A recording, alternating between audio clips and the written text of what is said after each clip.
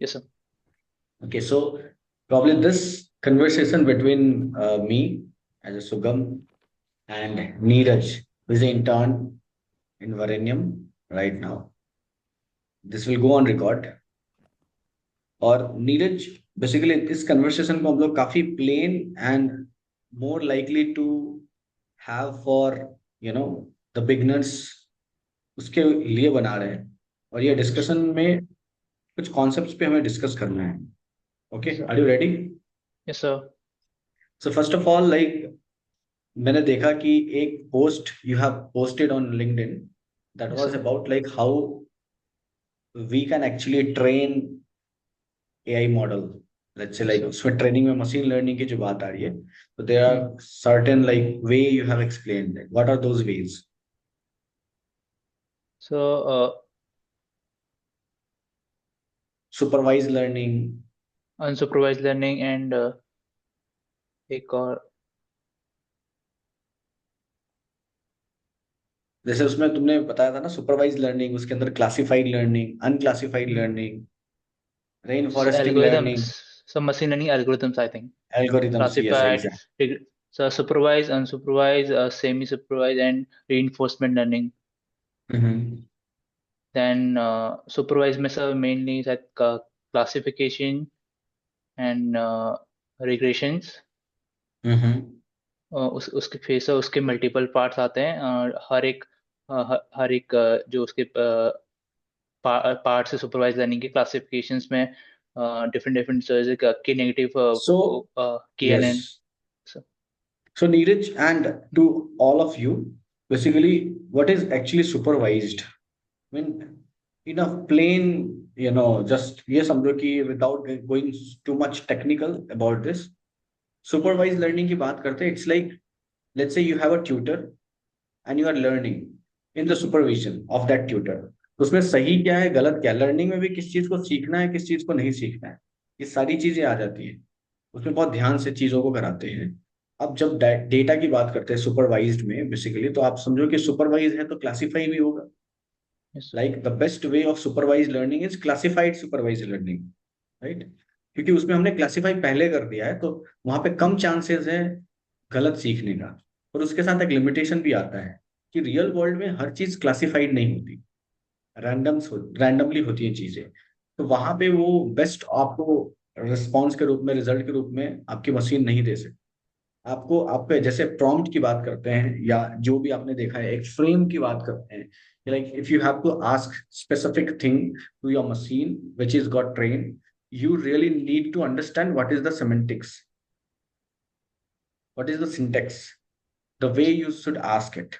prompt क्या, कैसे बोलेंगे तो सही सही आंसर आएगा, कैसे रिक्वेस्ट करेंगे तो क्या रिजल्ट आएगा, if you know. So basically वो मशीन के लिए वो एक्सपर्ट मशीन आप कह सकते हो.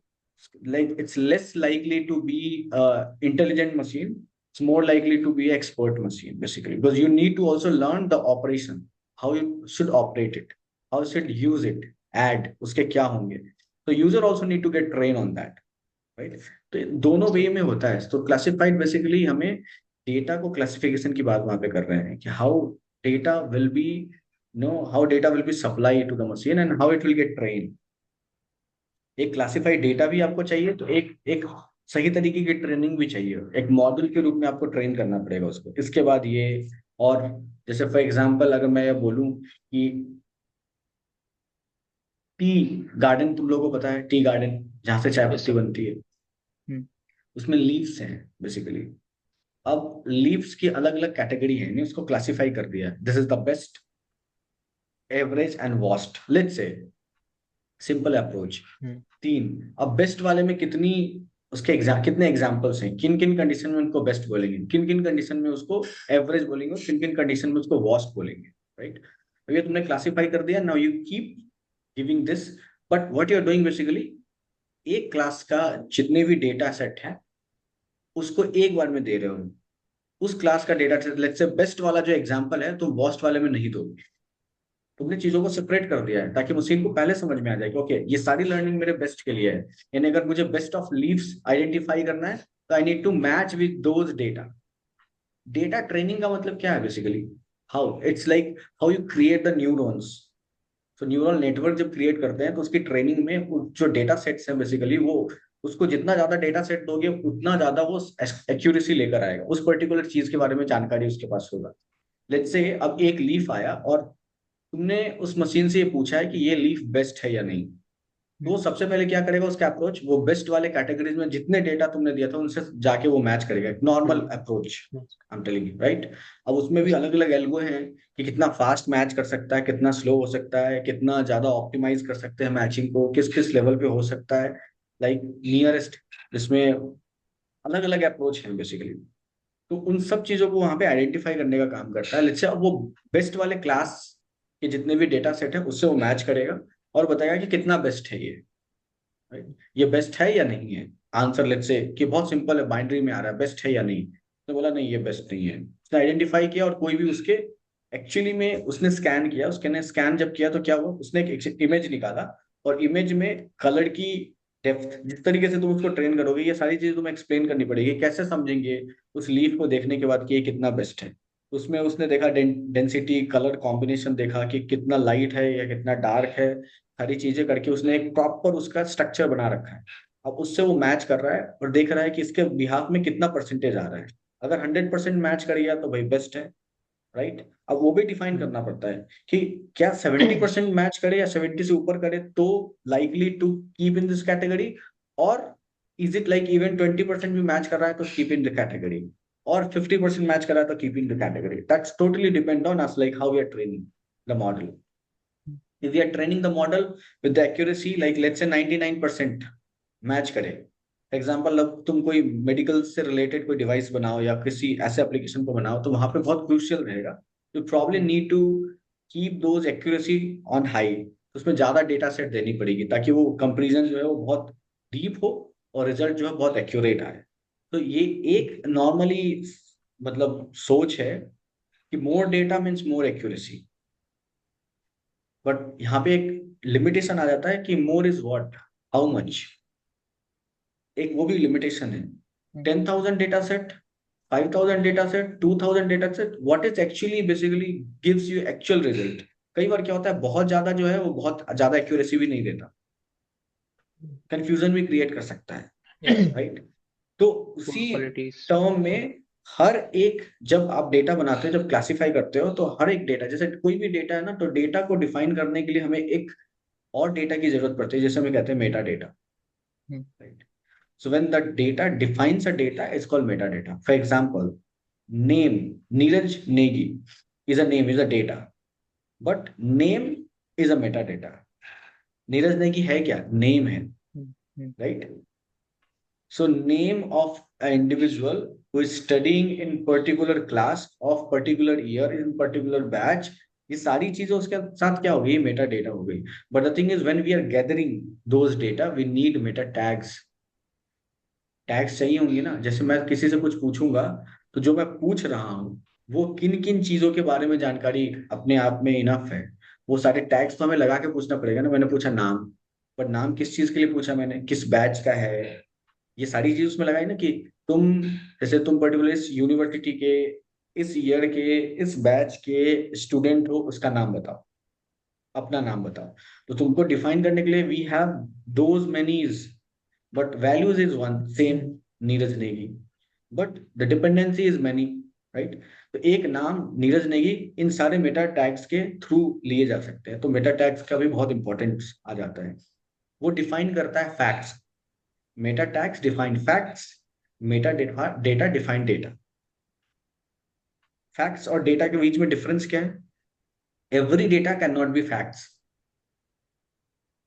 राइट। सारे डेटा फैक्ट्स नहीं हो सकते, कुछ डेटा हो सकता है कि सपोर्टिंग फैक्ट्स हो या कुछ एक्चुअली डेटा जो सिर्फ फैक्ट हो। जब तुम when we you break down the information, the unit of information is called data, a unit of information is called data, but when you draw information you need metadata, so to figure it out like in which order those data will be arranged to get an information, वो data से information निकालने के लिए उसके order को तुम्हें डालना पड़ेगा, उसको उसको ऑर्डर में रखना पड़ेगा, then you can get it.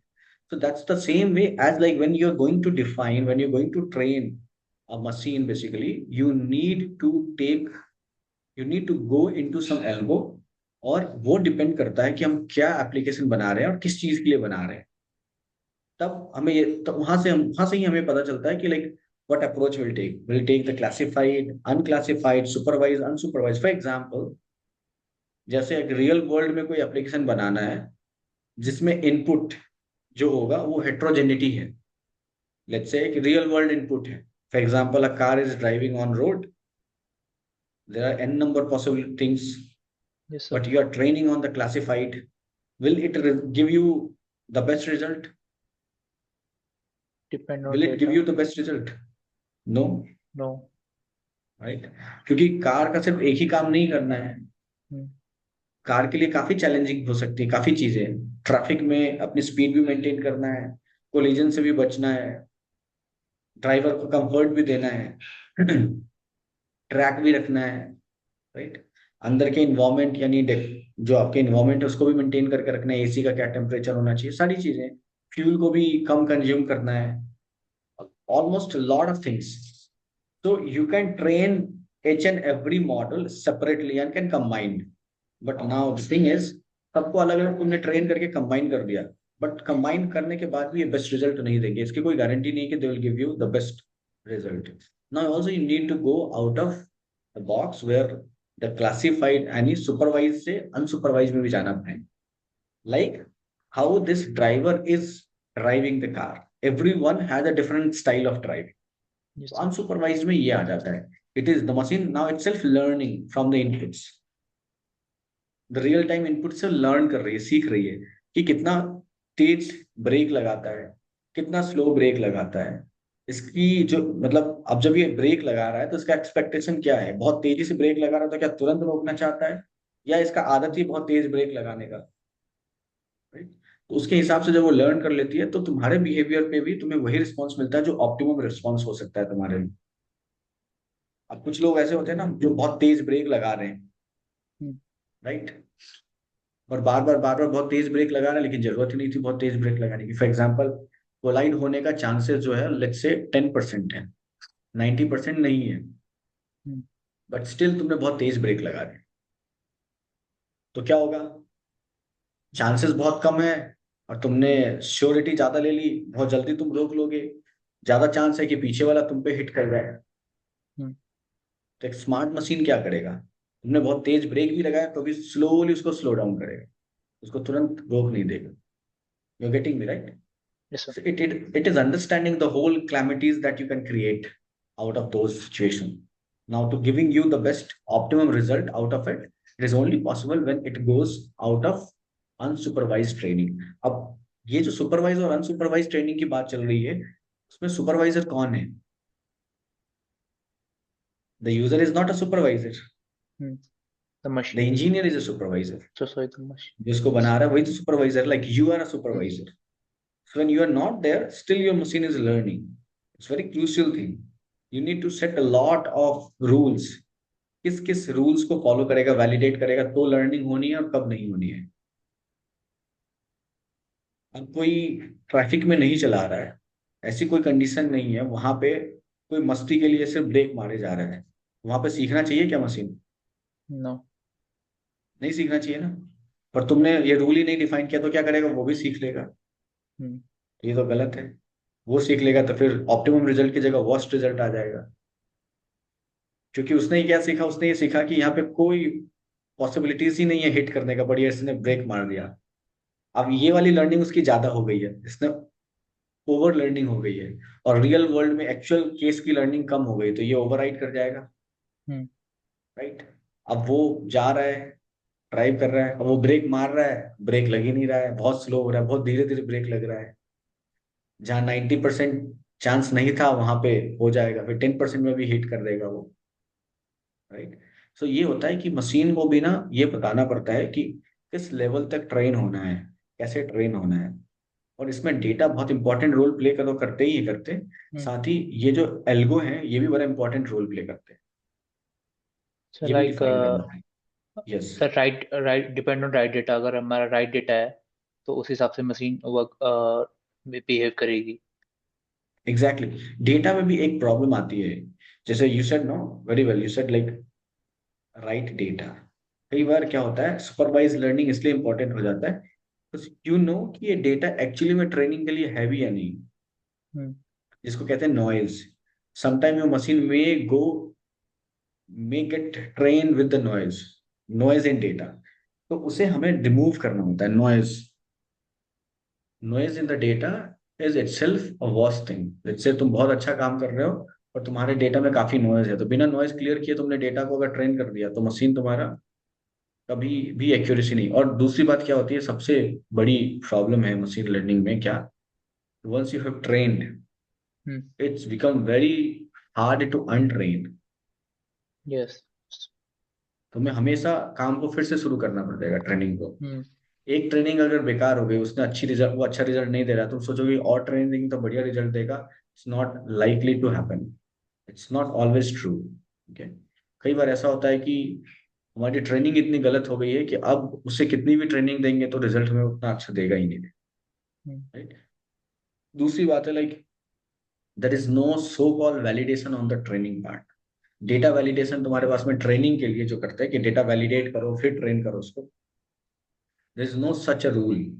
You as a smart engineer you need to define it. तुम्हें खुद समझना पड़ेगा एक्चुअली में ये डेटा के नॉइज कितना नॉइजी है, कैसे इसको क्लियर करेंगे, ये सारी चीजें तुम्हें, तो there lot lot lot work before creating a AI, artificial intelligence, because this is all happening to create a intelligence.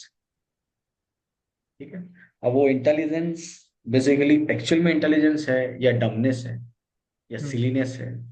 Let's say अगर तुम्हें कोई ऐसा मशीन बनाना हो विच विल क्रैक जोक्स, वो भी तो एआई होगा, हम्म। बट उसमें ह्यूमर तो डालनी पड़ेगी ना। Yes. Specially now you need to define those कि किस लेवल तक ह्यूमर, कहीं वो समय रहना ना बन जाए, है ना। तो ये सारी चीजें आती हैं यहाँ पे, तो इसलिए इंजीनियर्स को यहाँ पे काफी काम करना, like also I like Neeraj, I like to ask you that basically what is your approach to see on AI, specially data के परस्पेक्टिव से तुम क्या देखते हो एआई को, sir training, AI, machine learning, data science, all this, like how you see these things, what are the sir major challenges that an individual actually experience? Sir as artificial intelligence and machine learning, so वो basically Mm-hmm. हमें help help करते हैं ताकि हम अपने जो भी हम वर्क कर रहे हैं या किसी किसी चीज़ पे, तो हम उसको इम्प्रूव करने के लिए या उसमें फास्ट वर्क फास्ट करने के लिए। एंड राइट, तो उसमें मेजर चैलेंज तुम्हें क्या लगता है, for example as a engineer, तो सब like yeah, when you mean. see कि for example अभी we are building right now, we are working on this a project which is likely to be a bigger project, like एक तरीके से देखा जाए तो एक बहुत I mean you know it's like very ambitious project, wellness, yo AI, और इनको इंटीग्रेट कर रहे हैं where majorly the challenge that we are gonna solve which is related to data, data set create करना, क्लासिफाई करना, then also we need to actually go on the supervise learning and as well as on unsupervise learning. ये चीजें भी इसमें involve होंगी क्योंकि बहुत realistic जब कोई सोल्यूशन बनाते हैं तो we need to always go, the approach is called hybrid approach. Keeping hybrid. Only one idealistic approach is not always realistic, मतलब यू नो रिजल्ट। सो हम अगर हमारा अप्रोच ही आइडियलिस्टिक रहेगा तो we can not expect a realistic result. तो we definitely need to go on the hybrid, but the thing is like हमें वहां पे ये भी देखना पड़ेगा कि कितना हाइब्रिड, इसका कितना परसेंटेज और कब, when we are changing all this. So what you majorly see as a challenge to develop this? So like right data, main focus, Right क्योंकि data. जो हमारा वरेण्यम योगा में जो हम एमएल को ट्रेन करेंगे वो बेसिकली योगा योगा से रिलेटेड होगा कि जो यूजर है वो किस एंगल पे मूव कर रहा है, ये। अगर हम इसको राइट डेटा पर नहीं करेंगे तो वो किसी गलत मूव को भी इसको राइट राइट अप्रोच डिसाइड करेगा। Right, so basically like data filtration we can say, yes sir. Data filter करना होगा, नॉइज रिमूव करना होगा, सारी एक चैलेंजेस हैं। Anybody from like this group, anybody want to add here? कोई और ज्वाइन करना चाहता है, कुछ ऐड करना चाहता है? What are the likely major challenges you see right now to develop this system? आपको मेजर चैलेंज क्या लगता है? सर एक चीज ये हो सकती कैमरा है ऑन कि एंड यस। ये सर जैसे जितने भी सिस्टम्स हम डिजाइन करेंगे उसके अंदर जितने भी फंक्शंस यूज करेंगे, तो मतलब उनकी डेटाबेस के साथ प्रॉपर इंटीग्रिटी और हर जगह से वो डेटा प्रॉपरली फेच हो पा रहा है और एक जगह पे इंटीग्रेट हो पा रहा है। ये भी एक मेजर चैलेंज है कि वो हर जगह से हम उसको देख पाए कि वो सही जगह से इंटीग्रेट हो पा रहा है कि नहीं। ओके, ठीक है। और कोई?